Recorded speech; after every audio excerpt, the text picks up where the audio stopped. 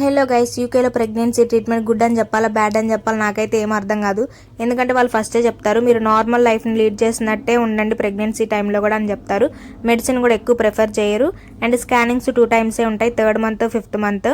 ఏమైనా ప్రాబ్లం ఉంది అంటే మళ్ళీ స్కానింగ్ తీస్తారు, లేదంటే 5th మంత్తోనే లాస్ట్. అండ్ తర్వాత మంత్లీ అపాయింట్మెంట్స్ మాత్రమే ఉంటాయి. అప్పుడు వాళ్ళు మనకి యూరిన్ టెస్ట్ చేయడము, బేబీ హార్ట్ బీట్ చూడడము అండ్ టేప్తో మెజర్మెంట్ చేయడం మాత్రమే చేస్తారు. మెజర్మెంట్ బాగుంది అంటే గ్రోత్ బాగున్నట్టు, అంతేగాని ఉమ్మనీరు ఎంత పర్సెంటేజ్ ఉంది లేదంటే బేబీ వెయిట్ సపరేట్ చేయడం ఇదేం ఉండదు అనమాట. మనం అపాయింట్మెంట్స్కి జీపీకి వెళ్ళాలి, డెలివరీకి మాత్రం హాస్పిటల్కి వెళ్ళాలి. సో వీళ్ళు ముందే చెప్తారనమాట, మూమెంట్స్ తెలియపోయిన చిన్న ప్రాబ్లం ఉన్నా కానీ హాస్పిటల్కి వెళ్ళమని చెప్తారు ఎమర్జెన్సీకి. సో మేమైతే అంతా ఆన్లైన్లో షాపింగ్ చేసేసాము, ఆఫ్లైన్లో కొన్ని క్లాత్స్ మాత్రమే తీసుకున్నాము. బట్ గర్ల్స్ మాత్రం చాలా క్యూట్ ఉన్నాయి. అప్పుడు అనిపించింది గర్ల్ అయితే బాగుండేదని చెప్పి.